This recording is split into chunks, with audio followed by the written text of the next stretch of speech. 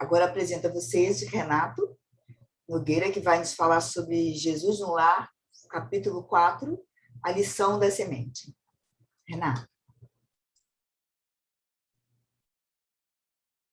Boa tarde a todos.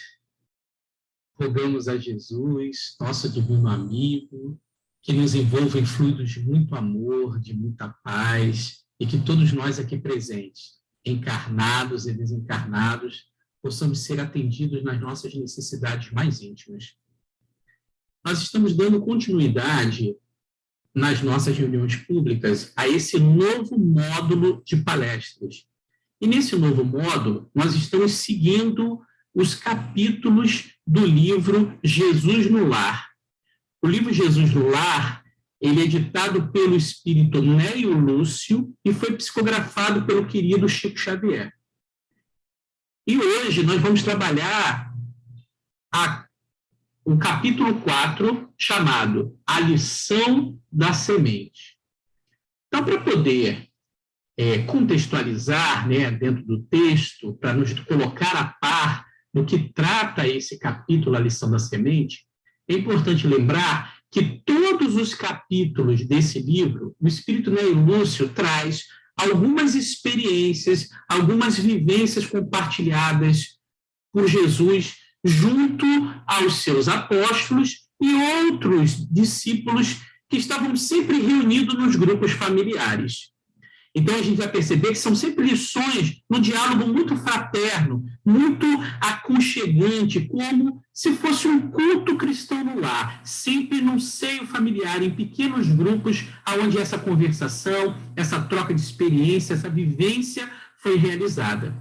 E o capítulo 4 também se passa dessa forma. Jesus está reunido com alguns dos seus apóstolos e um pequeno grupo de discípulos, numa determinada casa, ou seja, num grupo familiar. E Jesus, então, começa dizendo: em verdade, é muito difícil vencer os aflitivos cuidados da vida humana. Para onde se voltem os nossos olhos, encontramos a guerra, a incompreensão, a injustiça e o sofrimento. No templo, que é o lar do Senhor, comparecem lá também o orgulho e a vaidade, nos ricos, o ódio e a revolta nos pobres. Nem sempre é possível trazer o coração puro e limpo, como seria de desejar, porque há espinheiros, lamaçais e serpentes que nos rodeiam. Entretanto, a ideia do reino divino é assim como a semente minúscula do trigo, quase imperceptível, é lançada à terra, suportando-lhe o peso e os detritos, mas se germina, a pressão e as impurezas do solo não lhe paralisam a marcha.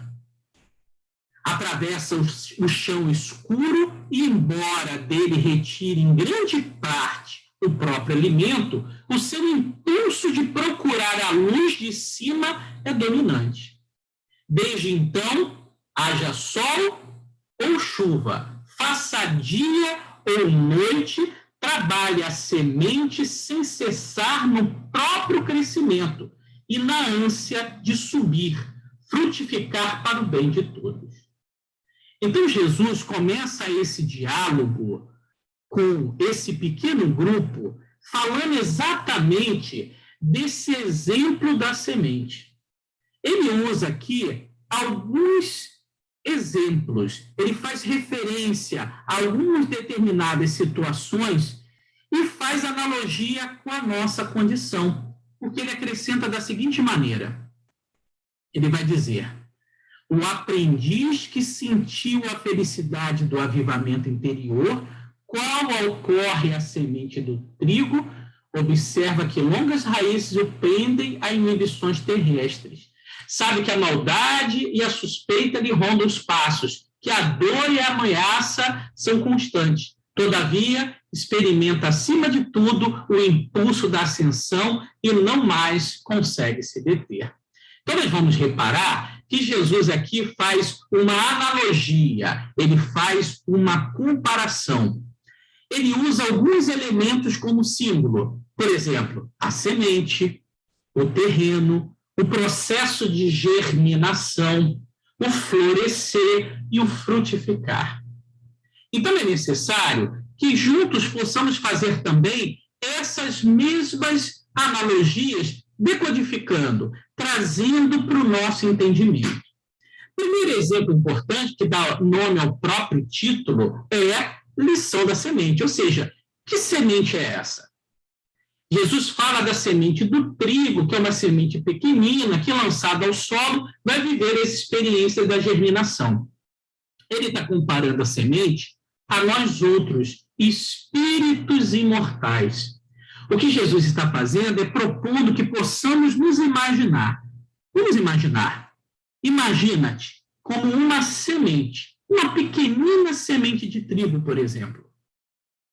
Essa semente, ela é dotada, como todas as sementes, de forma inata, de todo o seu potencial de vir a ser uma flor, uma planta, ou uma árvore.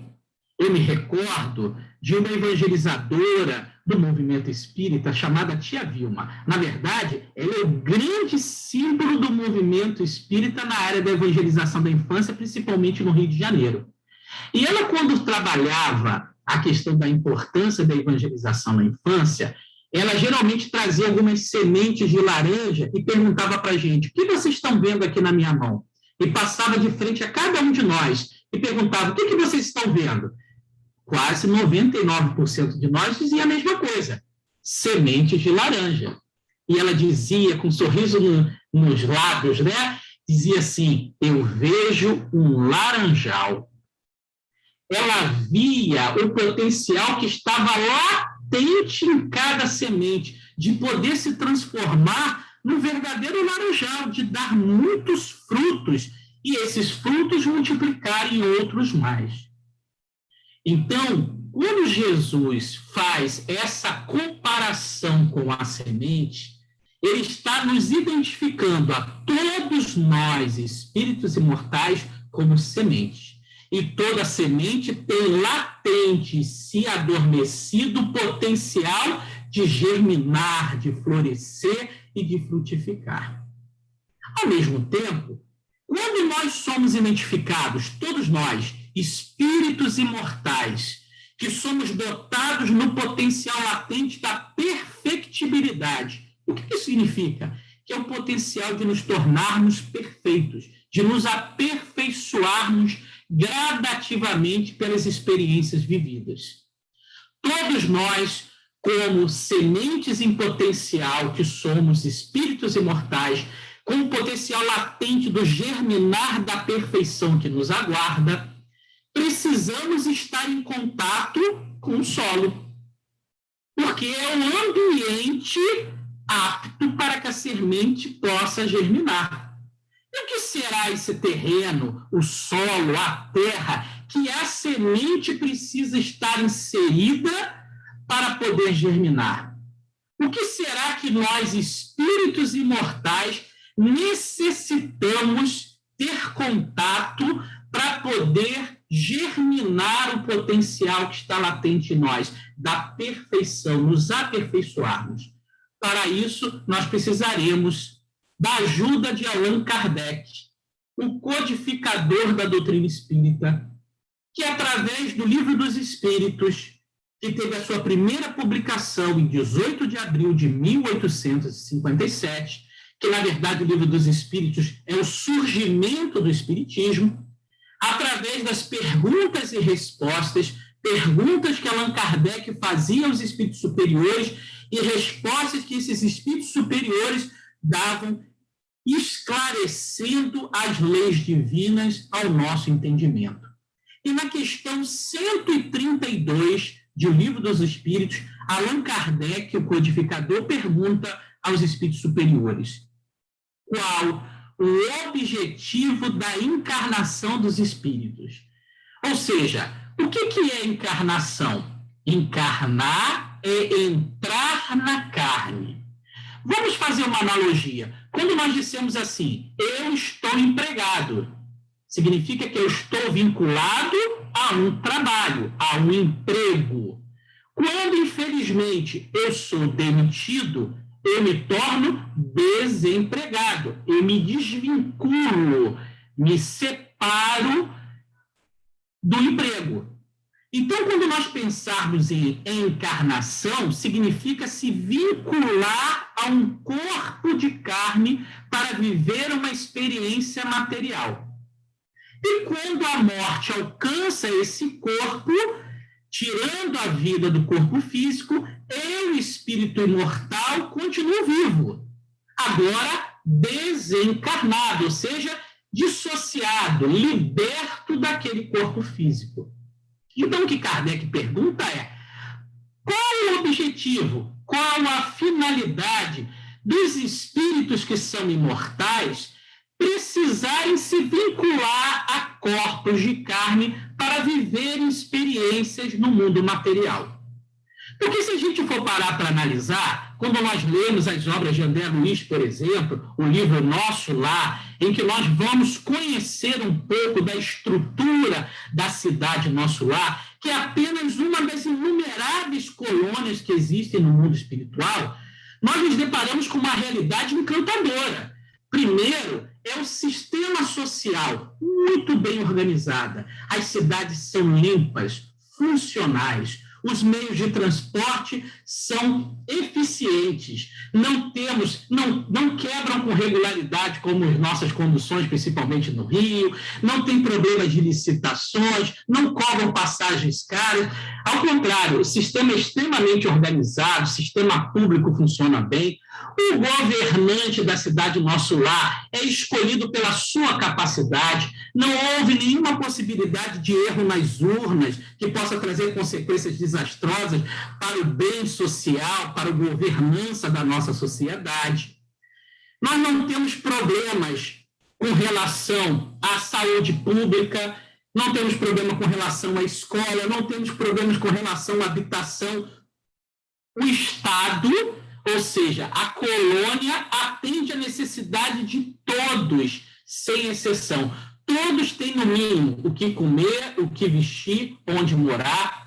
Lá a meritocracia é real, funcional, ou seja, a capacidade do trabalho, o esforço, a dedicação garante ao espírito algumas conquistas. A conquista vem pelo trabalho. A nossa remuneração é muito bem qualificada, ou seja, é o bônus horas, a moeda que governa ali, que estabelece as relações, não desvaloriza, não está em diferença do dólar, não sofre inflação.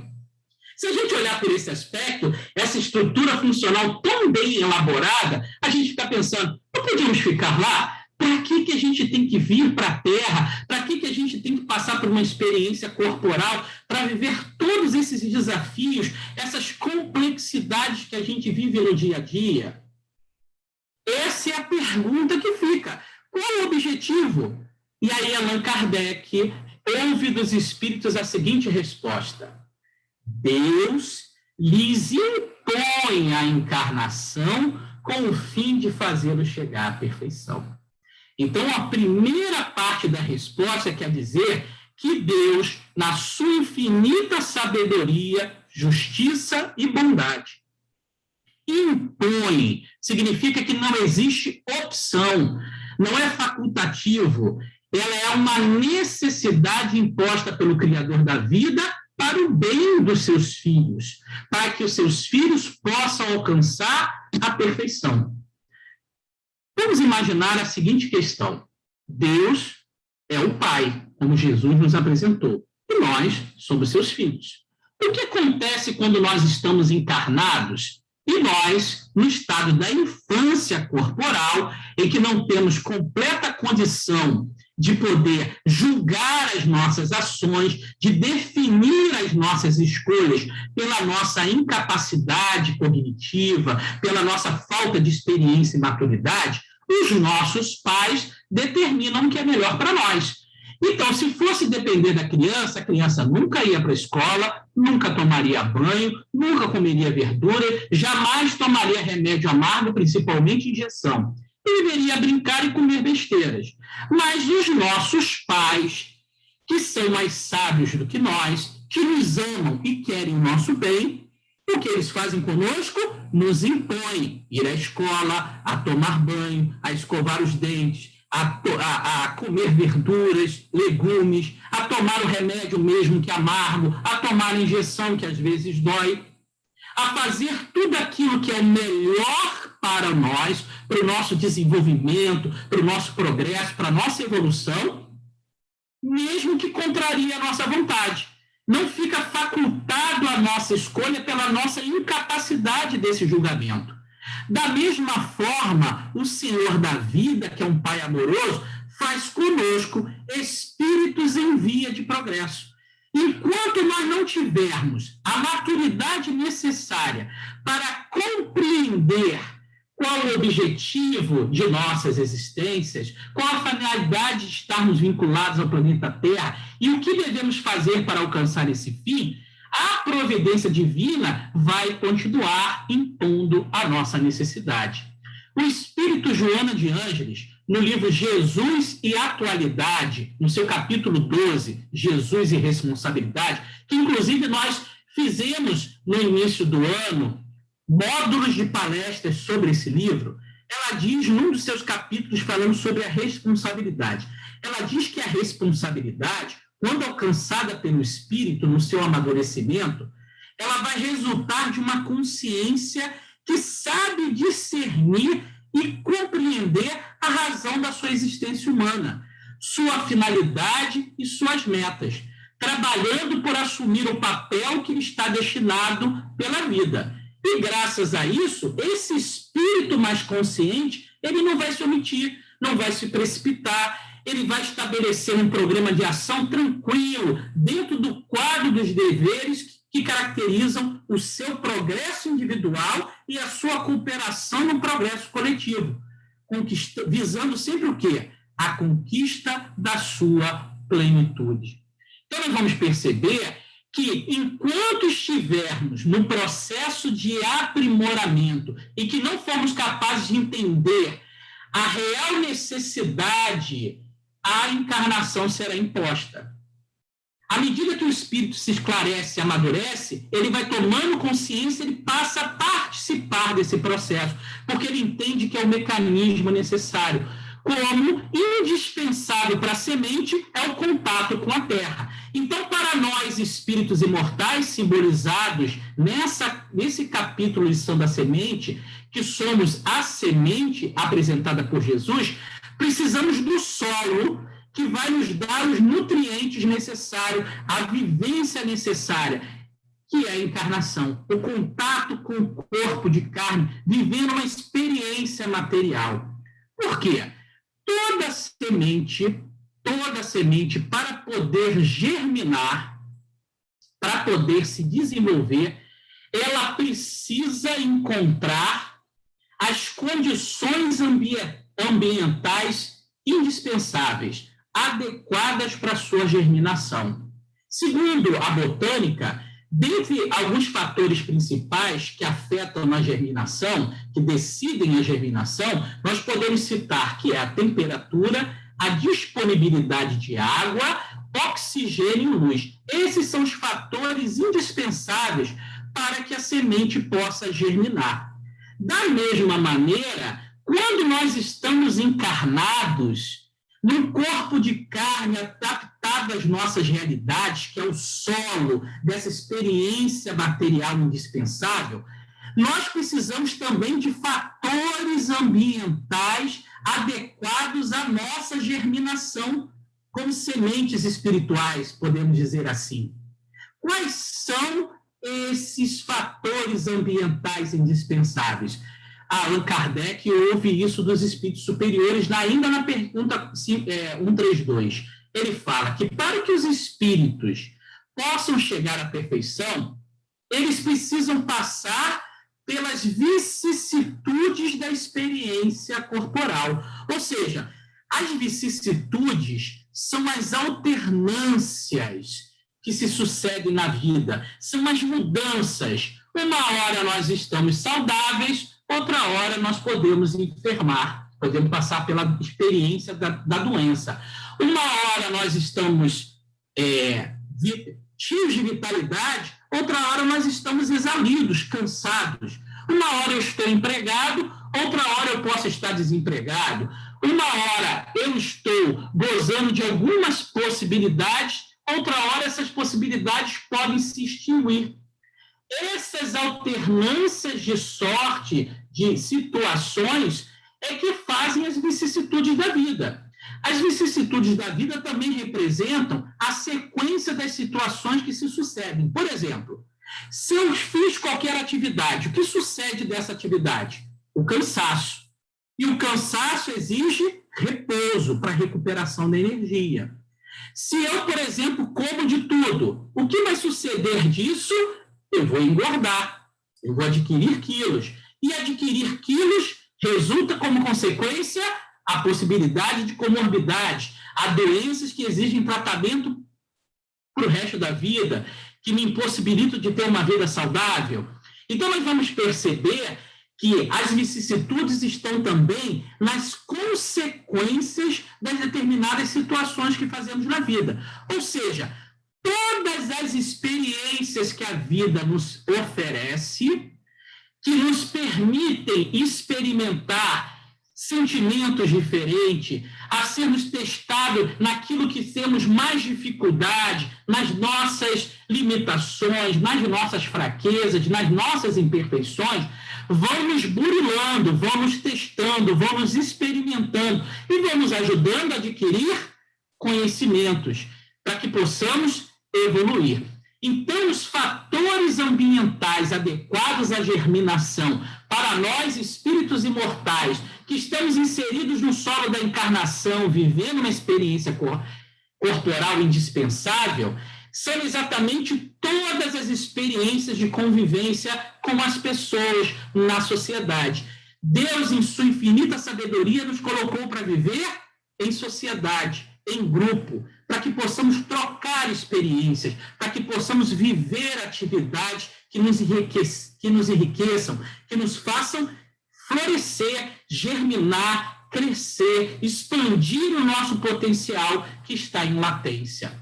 E viver em sociedade é indispensável, principalmente o núcleo mais importante da sociedade, que é o grupo familiar. Significa que você, meu amigo, minha amiga, você, eu, todos nós, estamos no grupo familiar adequado para as nossas necessidades. São os melhores que a providência divina nos ofereceu para vivermos e adquirirmos tudo aquilo que precisamos para a nossa evolução. Eles são as condições, os fatores ambientais mais favoráveis para o nosso desenvolvimento. Aí você pode pensar, mas o meu parente, o meu familiar, o meu irmão, minha mãe, meu marido, minha esposa, seja lá quem for, é muito complicado, me desafia o tempo todo, mas é exatamente esse desafio que te proporciona experimentar todas aquelas aquisições que você carece, que você necessita. Porque se você não fosse estimulado a esse respeito, você não cresceria. Como o próprio solo que estimula através da pressão, temperatura e todas as outras condições ambientais para que a semente possa germinar, e é um processo doloroso, porque a semente precisa expandir-se de dentro para fora, ela precisa romper a casca, e esse é um processo de crescimento, e todo processo de crescimento traz algum esforço, algum sacrifício, e às vezes até dor, mas que é adequado às nossas condições evolutivas. Viver em sociedade é indispensável, principalmente no grupo familiar, porque tudo quanto é experiência na vida material que possamos estar experimentando vai despertar em cada um de nós aspectos e reflexos do ponto de vista moral, que vão desenvolver em nós potenciais. Eu vou dar um exemplo que eu vivi particularmente. Alguns aqui já ouviram isso e vão ouvir pela segunda vez para poder guardar, memorizar melhor. Na minha início da vida adulta, eu tinha em torno de uns 20 anos, e eu assumi a responsabilidade de coordenar um grupo de mocidade numa outra casa espírita que eu também frequento, lá em São Gonçalo, no 3º distrito de São Gonçalo, chamado Largo da Ideia. Quase ninguém faz ideia de onde fica, mas é lá em São Gonçalo. E nesse grupo, eu assumi a responsabilidade de poder dirigir as atividades da mocidade. E haviam jovens muito mais velhos do que eu, mas que ficavam sobre a minha responsabilidade, sobre a minha tutela no estudo. E eu, ao assumir essa responsabilidade, comecei a me sentir prepotente, me considerar um espírito que já estava muito evoluído, estava coordenando um grupo de mocidade, coordenando o estudo doutrinário, coordenando outros jovens e até mais velhos. E isso começou a passar pela minha cabeça com uma certa frequência. Eu já estava muito evoluído para fazer isso. E certa vez, trabalhava numa empresa nessa época em que nós gostávamos, sempre que possível, de almoçar às sextas-feiras num restaurante que tinha um cardápio, onde era um churrasco misto, com uma guarnição muito bem servida. E eu não conseguia pagar sozinho, então juntava mais 2 amigos e íamos almoçar juntos para somar os nossos vales refeições. E um certo dia, nós estávamos almoçando e um amigo meu, que fazia parte desse grupo de mocidade que eu coordenava, então ele estava coordenado, estava sob a minha coordenação, ele, com muita boa vontade, por ser uma pessoa proativa, ele foi pegando cada pedaço de carne e foi dividindo em 3. Ele pegou a carne de vaca e dividiu por 3, de porco dividiu por 3, a linguiça, o frango, e naturalmente ele foi servindo a cada um de nós. Só que eu reparei que cada vez que ele servia, o menor pedaço de carne vinha para o meu prato. A primeira vez, eu não gostei. Na segunda, eu fiquei chateado.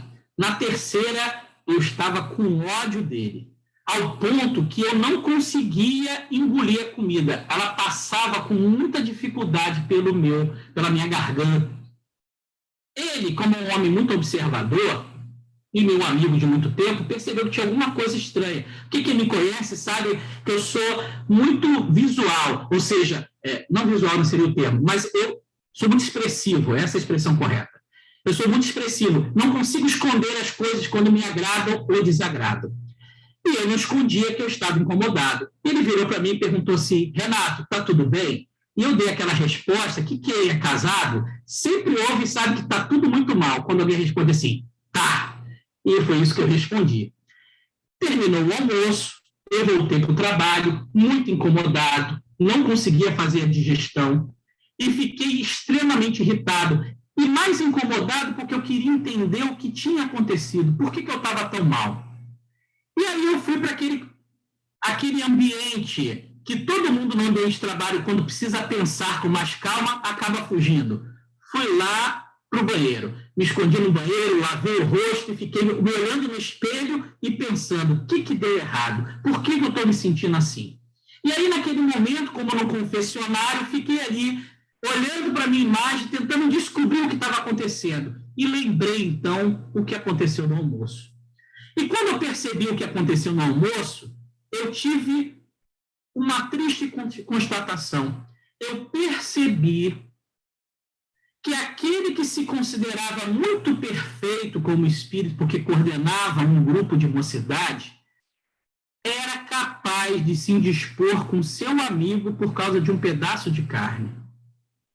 Aí vocês imaginam que aquele ser que se considerava muito perfeito caiu em si e percebeu que era um espírito muito perturbado, que era capaz de brigar, se indispor, se irritar por um pedaço de carne, porque tinha tanta carne para comer, eu não precisava me preocupar com a maior parte. E pior, percebi que eu era extremamente egoísta, porque se ele tivesse me oferecido o maior pedaço, eu não ficaria incomodado. Não ficaria preocupado com aquele que recebeu o menor. Eu só me indispus porque eu me senti lesado no meu orgulho, no egoísmo. Então, vejamos que uma experiência como essa, de uma refeição, pode proporcionar a nós experiências valiosíssimas no aspecto moral. para entendermos o quanto que esse solo abençoado da encarnação, de estar vinculado a um corpo de carne, vivendo as experiências corporais, são indispensáveis. Outro fator ambiental extremamente importante e necessário para o nosso desenvolvimento é exatamente o corpo. Cada um de nós recebeu o corpo adequado às suas necessidades. Os nossos corpos são cuidadosamente estudados, planejados, elaborados, para que durante a encarnação possamos viver todas as experiências indispensáveis que esse instrumento abençoado pode nos proporcionar. Não existe corpo físico que foi equivocado na sua definição, na sua seleção. E cada um de nós recebe o corpo conforme a necessidade. Ele traz em si os elementos de experiência que são correspondentes à necessidade. Então, não adianta que a gente fique olhando, namorando a vida do outro, o corpo do outro, as condições do outro, como se dissesse assim: se eu fosse mais alto, com certeza eu seria mais feliz. Se eu tivesse os olhos claros, ou se eu tivesse a pele mais morena, se eu fosse reencarnado com tal condição de raça, eu seria melhor. Nós estamos encarnados nas condições que nos são estritamente necessárias. Me faz lembrar uma historinha que da minha infância, na época de evangelização, que quase todo mundo conhece, mas é sempre bom reviver. Se chama o Carneiro Revoltado. Vocês já ouviram essa história? Conta que um carneiro, percebendo que a sua lã tinha uma grande importância, o que ele faz? Ele pede a Deus que a sua lã pudesse ser diferente, porque ele se considerava melhor do que os outros seres. Então, ele pede a Deus que possa mudar a sua realidade. E Deus pergunta para ele: o que você quer que eu faça, meu filho? Senhor da vida, eu sei que a minha lã é muito preciosa e não é justo ser tosqueada, passar por aquela tesoura gelada, eu fico com frio depois e não recebo nada por isso. Eu quero que a minha lã seja de ouro. E aí o que aconteceu? O Senhor da vida atendeu o pedido dele. E a sua lã se transformou em ouro. E ele, então, todo exibido, exuberante, saiu a desfilar pelo campo. E assim que alguns homens perceberam que aquele carneiro era repleto de ouro, atacaram e arrancaram aos puxões, sem a menor piedade do carneiro, toda a sua lã revestida de ouro.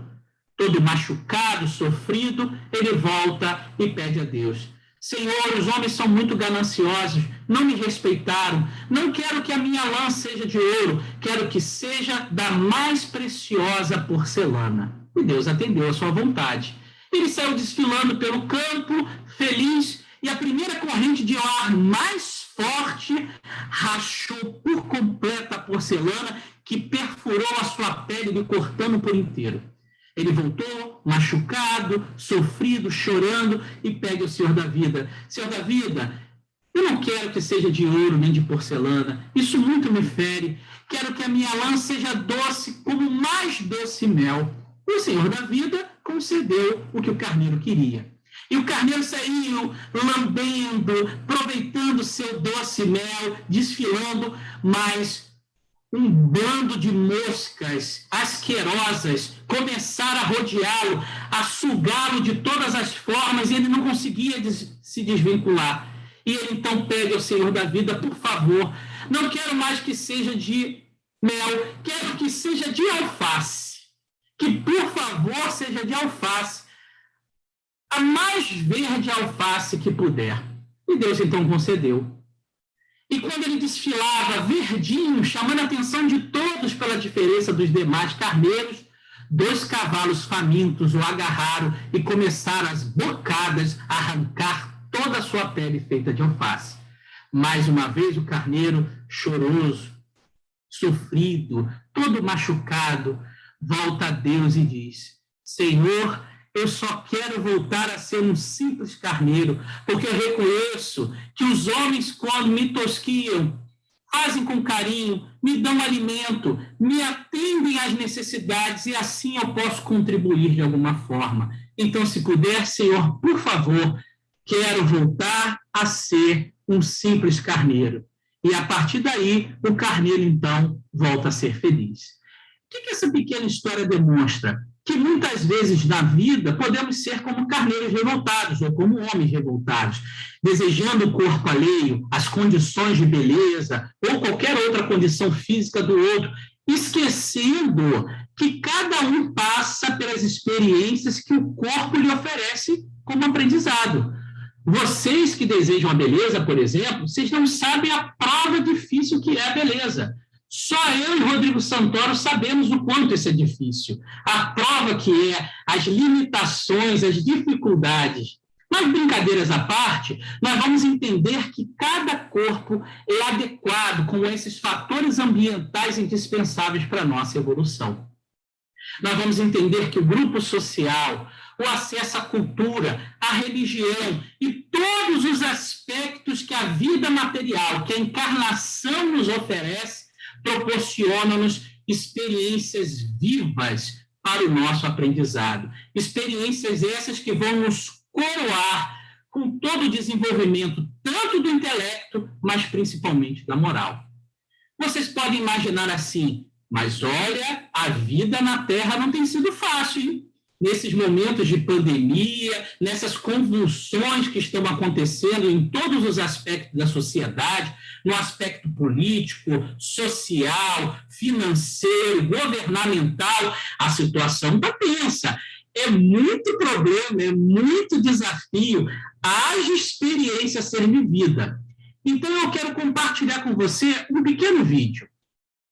Eu vou compartilhar com vocês agora uma experiência interessante.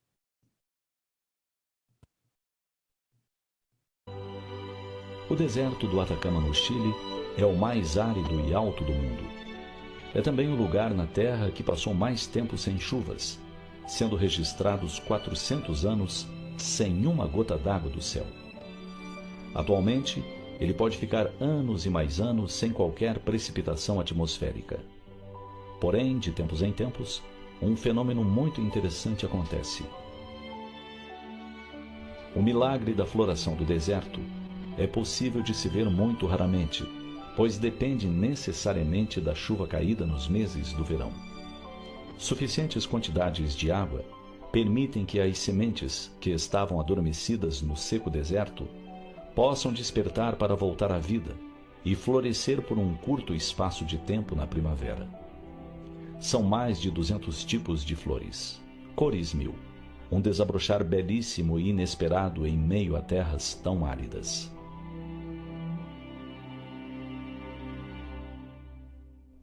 Quando o deserto revive e floresce, surge uma panorâmica maravilhosa. É a oportunidade de desfrutar a singeleza das flores, que cobrem as planícies e gloriosamente contrastam com as montanhas que as rodeiam. Só é possível desfrutar desse milagre do deserto em alguns anos e por pouco tempo, desde fins de agosto até o meio de outubro.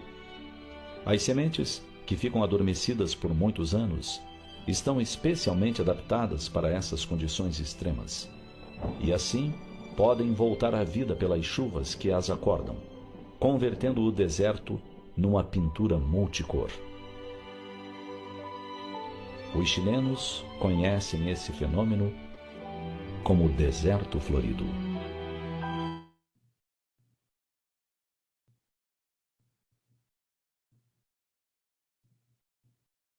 Bem, o que nós podemos ver nesse exemplo?